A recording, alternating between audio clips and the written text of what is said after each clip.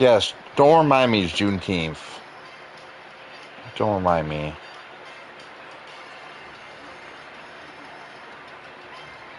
I completely forgot today was Juneteenth. Pissed me off. Not really. I understand why we celebrate and why we do everything. I just hate that the banks were closed today. Thinking it might be their year. They're a dark horse for sure. No, they're good. Good defense. Great coach. Good luck with your bet.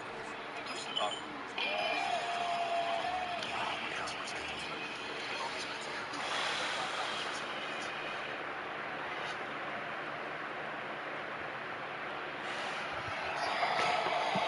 Back in Seattle, U.S. up a goal on Australia. Jenny Taft down in the field.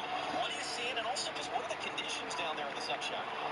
Well, really interesting just to quickly observe Christian Pulisic and his leadership on full display. He took a moment to pull Weston McKennie aside. They were chatting for such a long time. The coaching staff actually had them rejoin in the huddle. Now, we've been talking about the conditions. Yes, it is warm. No shade. Obviously, seeing the rewatering the pitch. It is warm, John, but it's comfortable down here. So nothing of concern really in that regard. Just no shade at all. One of the interesting things that we've seen throughout this World Cup is how the momentum can shift significantly after these breaks. This is not brand new in the sense that it's become a thing in recent years to take a break on a hot day. It's new because we're doing it every single game. Australia scored their first goal in the win over Turkey 4 minutes out of the first half break. In the second half. So what's key here for the U.S. coming out? Continue with that same intensity. I was watching the Australian grouping as well. Tony Popovich very animated with his players. A lot of pointing in different positions. So oftentimes we have seen out of some of these breaks, and specifically in that England-Croatia game where it was all England, then the break happened, and then Croatia came on, tweaked a couple of things, they get back into the game. That's something you want to try to avoid. But it is good. When the field is watered and you have an opportunity like that, where now the game will be a little bit quicker, the ball's going to sit the same way it was at the start of the game. U.S. as it stands with the win, clinching a spot in the next round. The game still to go. Thursday night down in LA against Turkey, as you saw. And Turkey playing Paraguay tonight would mean the U.S. actually clinch a top spot in the group.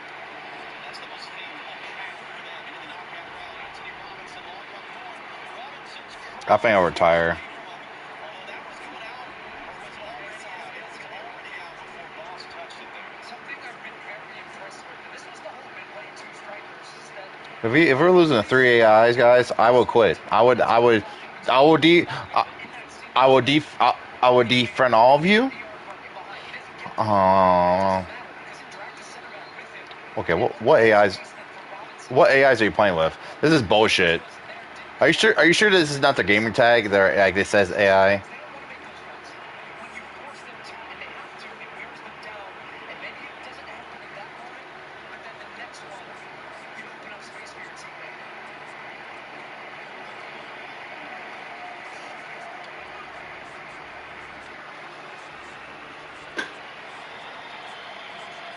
First time in a decade the U.S. men are playing here in Seattle. It's a completely packed house. It's been just incredible scenes even around the city in the last 2 days.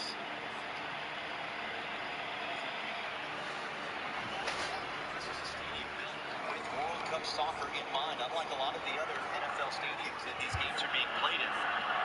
The plans were drawn up, and the late Paul Allen, who was the driving force behind building this stadium, they made sure the stadium was built wide enough to hold a World Cup soccer field, which is more than 20 yards wider than an NFL field. Let alone all the support here over the years for the sport of soccer.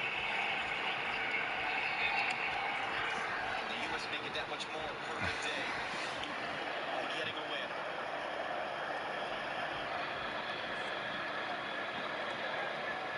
Alex Freeman just able to keep that away from Montoya.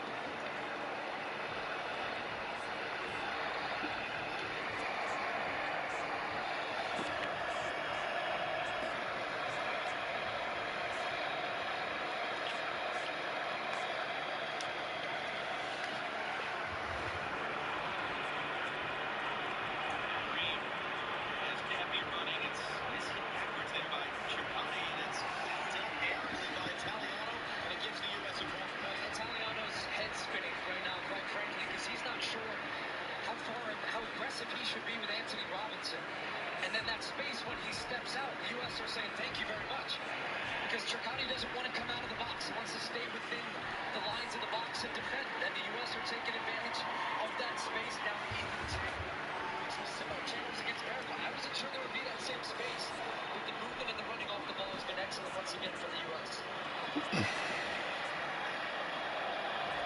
Late Summon once again to take. In swinger. Richards was up for it, just too tall for him. Hard running there to chase it down by Alex Freeman, and he wins a throw for the U.S. with that effort. 21 years old, has just burst onto the scene in the last year. Chris Richards telling us yesterday, Alex is a joke. He's made the leap. Wow. Son of Antonio Freeman, Green Bay Packers wide receiver, Super Bowl winner. 30 years ago was catching touchdowns. Here, it's the same spot as the Old Kingdom. He was playing for the Packers against the Seahawks, and now his son is playing for the United States in a World Cup game.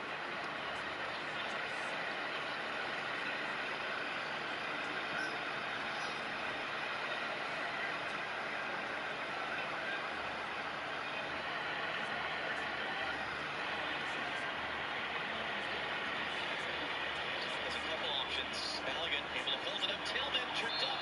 Free kick U.S. Is going to be another card coming here? There is.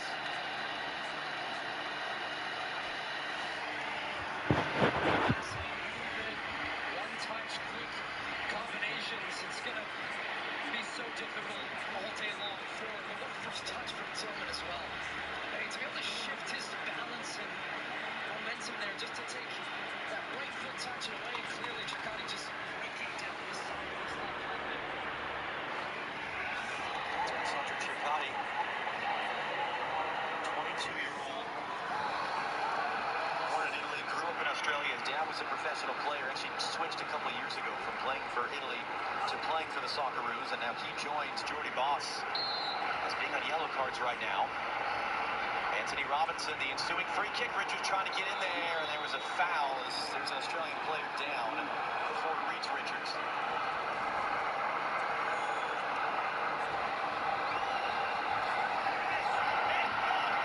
Now coming up next on Fox, action from Group C, Scotland facing Morocco. What a scene that's going to be in Foxborough, Massachusetts. Followed by Brazil against Haiti in Philadelphia. Sponsors of our draft today. Coverage continues on Fox.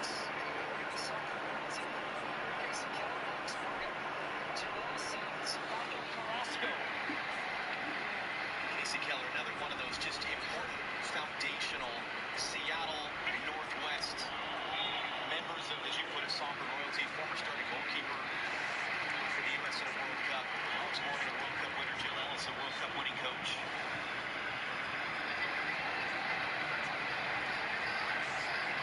Tony Popovich right now had an unbeaten first year as Australia's coach until October. They lost to the U.S. in a friendly. Again, we call them friendlies, old-fashioned term. Mauricio Pochettino really dislikes that term. Non-official matches. The U.S. came from behind in Denver to win that game. It was a nasty game. It was physical.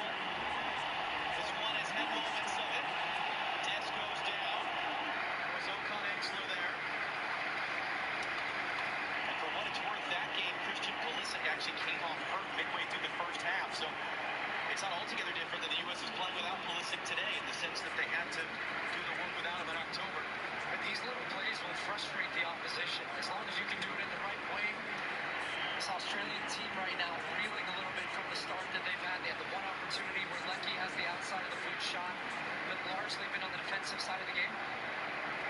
For them, that's not unusual, but just the way the U.S. have been able to pin them down but still be dangerous.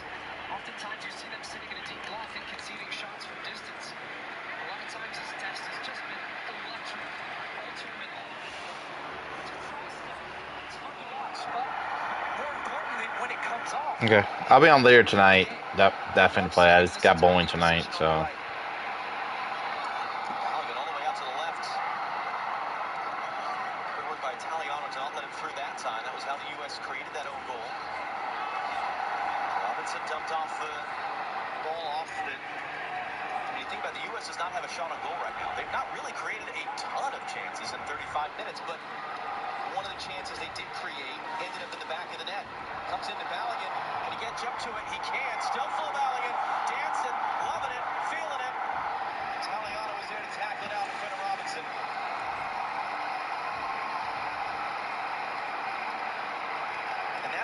difference because Turkey couldn't find the back. God, plus I catch the ball. They're supposed to be 99 overall. The old cliche in the game is that goals change games, and how different this is for the sake of that goal. But the difference also is, if you look at the stat line, Turkey had a ton of shots, but a lot of those shots were outside the box. They didn't test the Australian goal in having made so. The U.S. being patient in moments and waiting for the gaps to open up. While having the ball and shifting it quickly to the opponent. So you're doing it for later in the game, not just now. That's something to consider for the second half and as this game goes on and the opposition tires. And this is something I love from this team. From 1 to 11 on the field, closing down, counter-pressing when the ball turns over, just a real commitment to stop the opposition getting anything. There's Malik Tillman there, German, born and raised, son of an American serviceman. Serginho Dest out on the right, born and raised in the Netherlands. His dad, longtime member of the military who served in Vietnam. We mentioned Weston McKennie, who was born in Fort Lewis. It's a big part of the story is the number of players over the years that on this team, sons of American servicemen, whether raised in this country or not. In that case, they choose to play for the United States. And these guys are so dialed into this opportunity. The crowd in LA, the way the country's engaged. Great turn by Pepe. Flo Balogun now has Dest. Australia flooding numbers backwards, crossing in. Pepe rising up. Those big hairy suits are headed away. The Australians struggling to deal with it. Dest trying to get in. Scrambled out for a U.S. throw. Another good example. Instead of the ball turning over and retreating, no, put the pressure on. Well, the ball's in their box. Great recognition by Dest. It was his cross that was cleared away. Follows the ball in. And just a lot of panic at the back from Australia as that ball's out.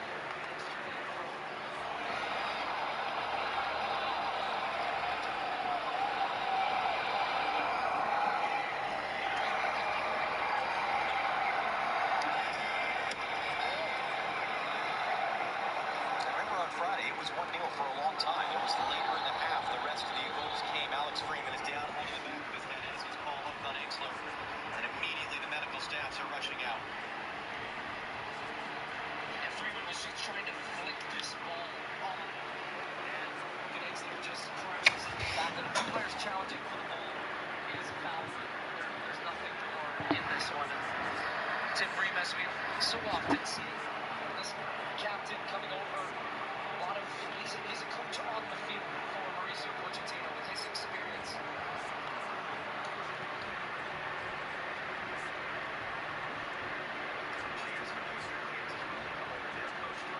And this is Giovanni right side of Australia's defense. And just even by his hand motions there, I think he said, look, when I have to step anyway, it's leaving space behind him. That's what I've seen him struggling with, that decision making. If I leave him, then he's wide open. If I go with him, I'm opening up space. This was on the goal. This was Balogun running in behind him.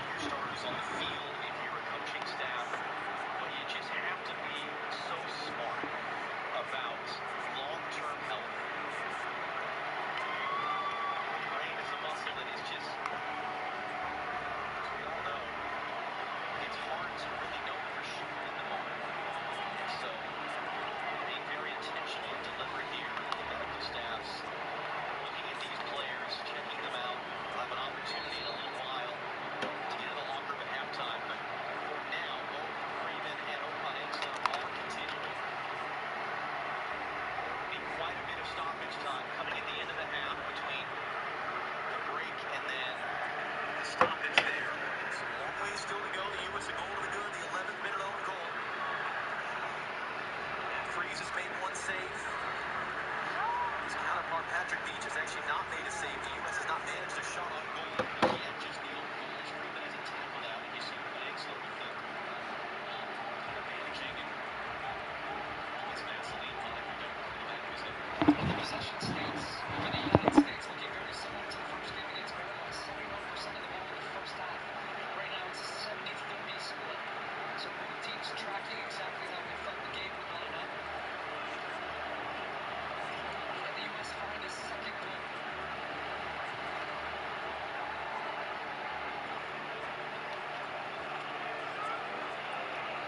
Kristen McKinney nice in the move to get away. Overhead trying to roll in from Pepe. Right back to her though. Here's McKinney with all the yellow shirts in there though.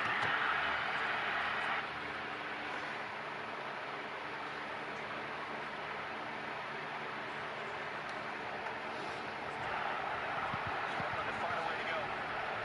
Freeman for Dest. Tillman's out on that side now. Off the nutmeg, Dest to put back up, a little bit of contact, and couldn't get it back under control. Tillman not for the first time working hard to win the ball back for the U.S. He's getting wrapped up, he's getting pulled down. Dest comes in, referee looking at it, free kick U.S. Wow. But Serginho Dest brings the game to life with his skill as it comes wide.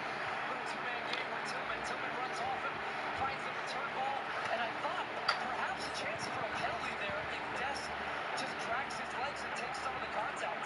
So very honest, because so often you see players, he got there first, he touched the ball to the side.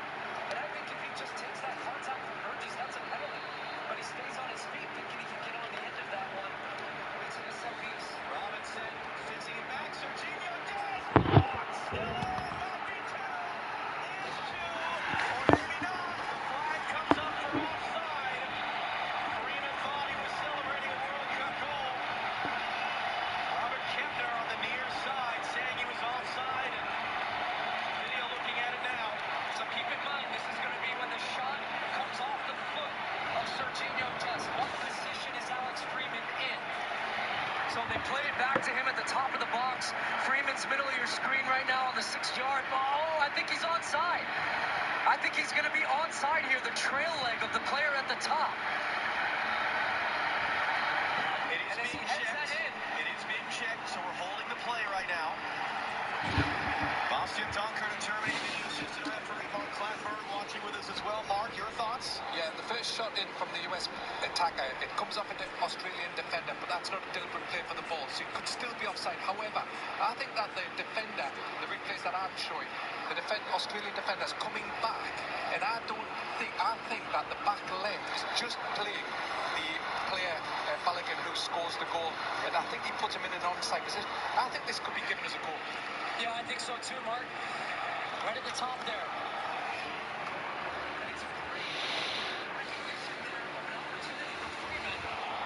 Who ends up heading that ball in. This is where the semi-automated offside technology is mapping all the players. It's microscopic.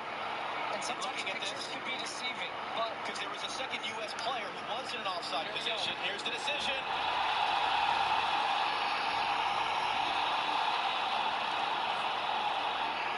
We'll wait for Felix Weyer. After feature review, the goal scorer was not in offside position. Let's go! And the building shakes in Seattle.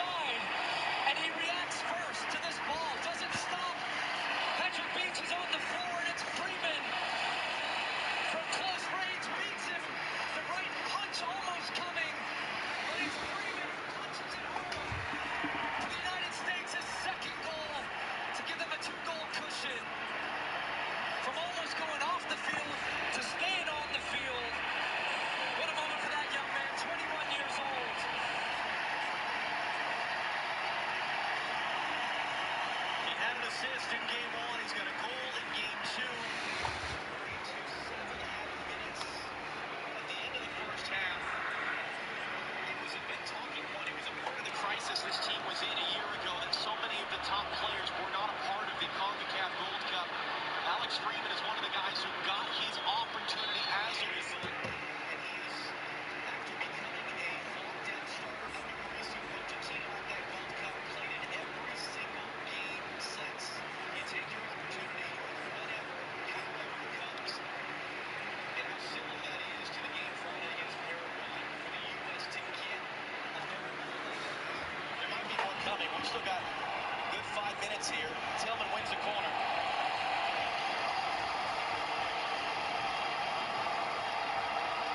Look, I was told this crowd were the 12th man. I'm going to say they're the 12th, 13th, 14th.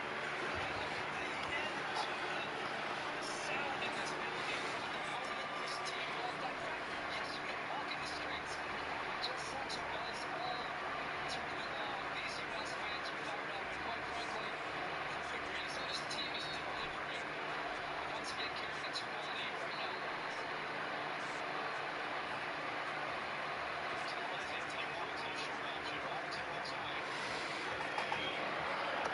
Tillman hooks it in. Body's already down. Richards was rising up, and there was a foul there. As the Australian defender went down. I think for copyright reasons, they're not allowed to say 12 man. They should be 12.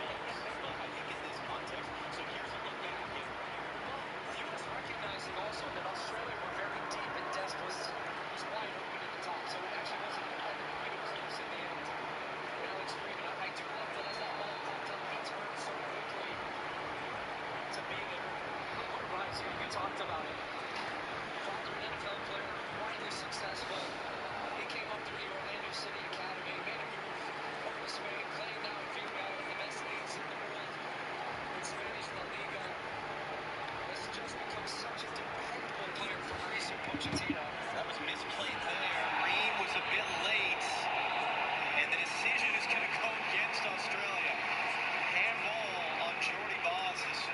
God damn it, that's a terrible throw. But we can't, like, how much we don't pass pro there, guys? Ah, that's on me. Fuck. Oh, I got to put True Clock on too. That's on me. Also, I'm going to probably put my backups. You know what? Actually, I am going to put my backups in. There's, or not if we can't. Oh.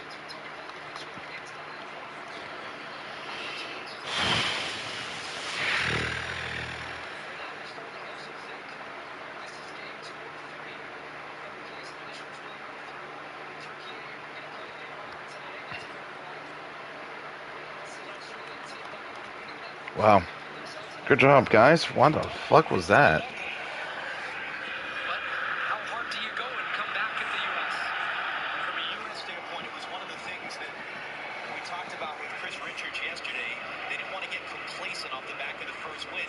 And you don't want to get complacent now. No, because Paraguay worked their way back in for a stretch there in the second half. And you know the Australians are going to spend the entire halftime yelling and screaming and getting fired up.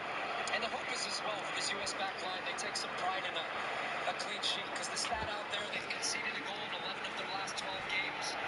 And as it was against Paraguay, a goal that came out of nothing. A clean sheet, no goals against would be huge for this confidence of this group defensively, as that one's going to... Just contact there. Felix Vire is going to say goal kick. But overall, John, a great first half for this U.S. team. And answering the questions again, hey, you did it once against Paraguay. Can you go again? The answer to that question is yes. Matt Freese is getting the count. He's got to go quick here. A 5-second countdown for the referee. Taking the goal kick. That means they'll jump into the last couple of minutes. Australia throwing Skelsky. Still here. 2 minutes or so of this first half. We'll see if we go past 52 minutes on the clock. New Zealand lost a lot of first minutes in each time. Celebrations.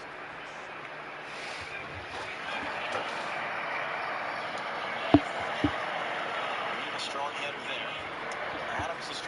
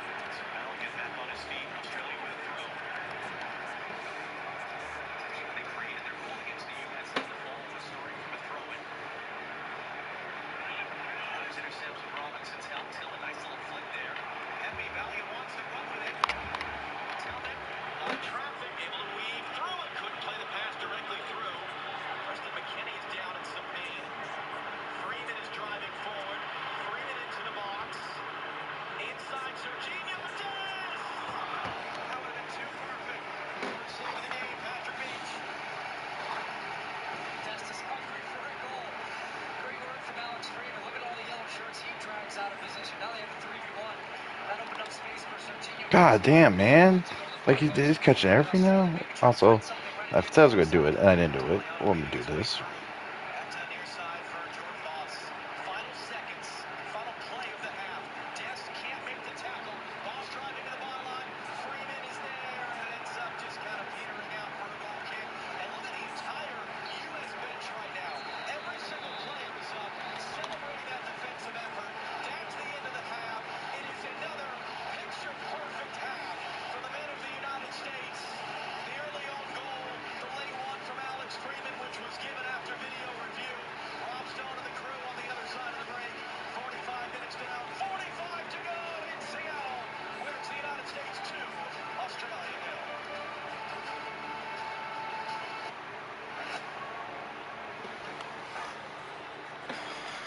FIFA World Cup 2026 on Fox is sponsored by American Express. Ladies and gentlemen, allow me to unveil my most evil organization. I shall call it Menace Mobile. We'll have the most confusing pricing plans of all time. Dr. It's genius. Sucks. How what? Diabolical phone companies are why we're all switching to Verizon. They're changing everything. They just got rid of activation and upgrade fees. And I get cash back every month.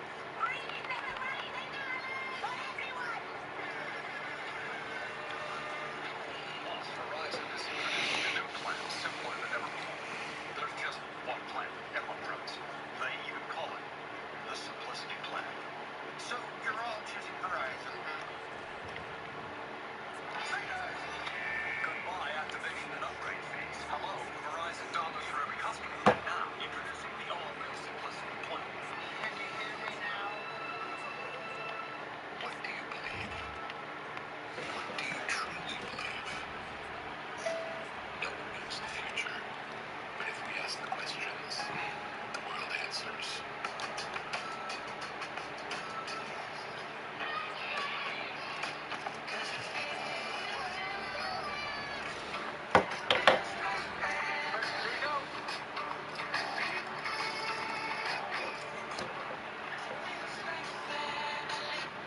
We never talk Aaron Frenchies.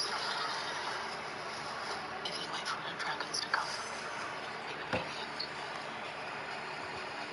My reign has just begun.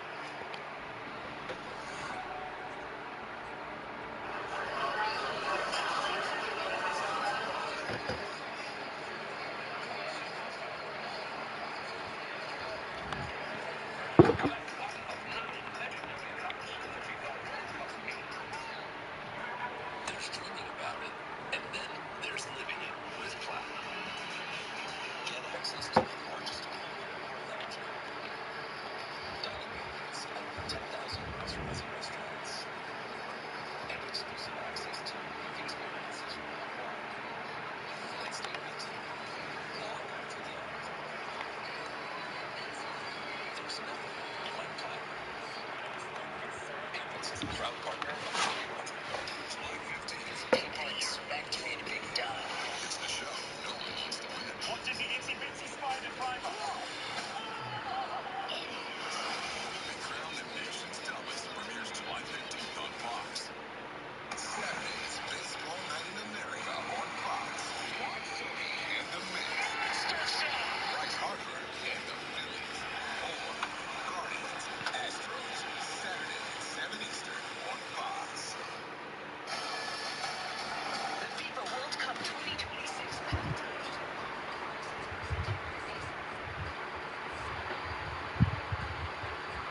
Kansas City enjoying this 2-0 U.S. lead. What seems in that city ditto here in Seattle. Alex onside, getting that one to go to give the U.S. the 2-goal cushion at the break. So the United States 45 minutes away from clinching a round of 32 berth. They could even win the group 5 days in a row. So, Dempsey, Casey, Louise back here with you. I feel like we've seen this movie before. You go back 7 days ago, an early own goal for the U.S. and then a late goal to close out the first half. And yes, they are shutting out the opposition. No Christian Pulisic.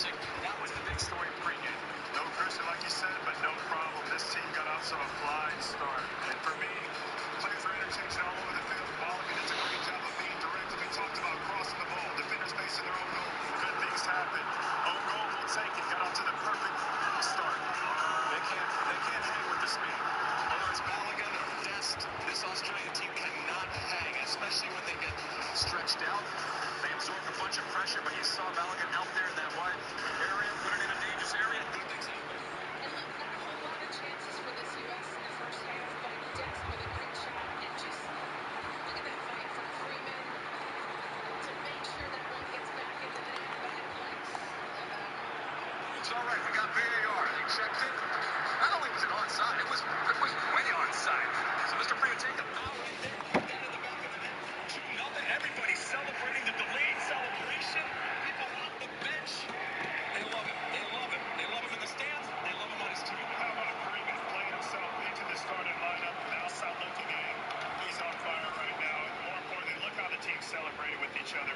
That shows a lot of chemistry. Yeah, I agree. That was a big moment for me as well. They stormed off that bench to congratulate him on his third ever international goal. Again, no Christian Pulisic, so who would pick up the slack? Weston McKennie was one of those guys that we pegged to pick it up in the first 45. What did you see? I mean, we can talk about a lot of the players, like Pepe and Balogun up top, but Weston McKennie, for me, was the difference maker, making runs in and out of the midfield, finding himself on the right side, the left side, keeping possession, linking play. He was absolutely superb. I mean, you hit the nail on the head. There's a lot of players that stepped up today, but also in the first half. That's what you need to be successful. I thought Freeman on both sides of the ball was really great today. Des going at players, overloading on the side with Weston McKennie on the right, like what you talked about. Tillman getting involved. Balogun, Pepe. I mean, it's great to see. But the most scary scoreline in football is 2-0. Don't worry. I'll take 2-0. This job's not done. This Australian team can't hang when it comes to the speed of the U.S. This Australian team can't hang when it comes to the skill of the U.S. And this Australian team, let's be honest, they can't hang. So second half, you're patient, you're smart, you put them away. We knew this crowd would be impactful. They showed it pregame. They showed it throughout the first 45 minutes. What a start in Seattle, but Clint, as you mentioned, more work to be done. The U.S. halfway towards punching their ticket to the second round.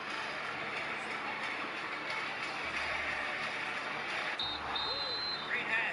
We got to keep that pressure on. And use the Active Cash Music credit card from Wells Fargo. She's right. Christian Pulisic. Wow. Scores unlimited 2% cash rewards on purchases. Scarf, anyone?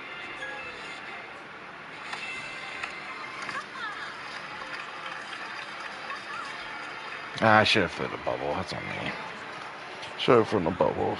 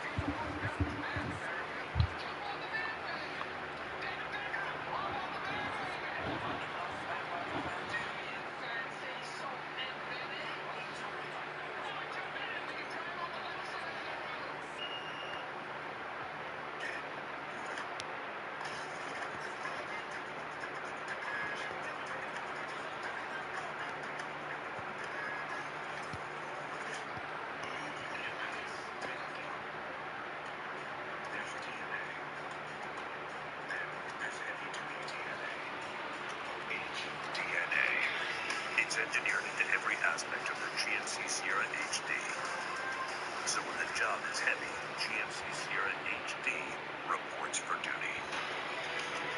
During GMC Truck Month, get 4.9% APR plus $2,000 purchase cash on 2026 GMC Sierra heavy-duty Denali models.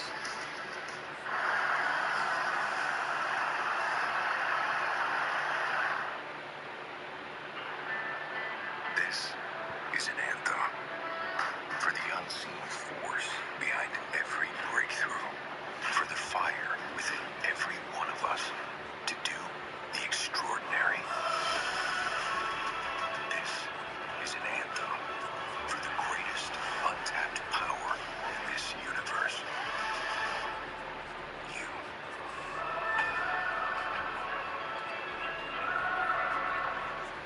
Spectrum?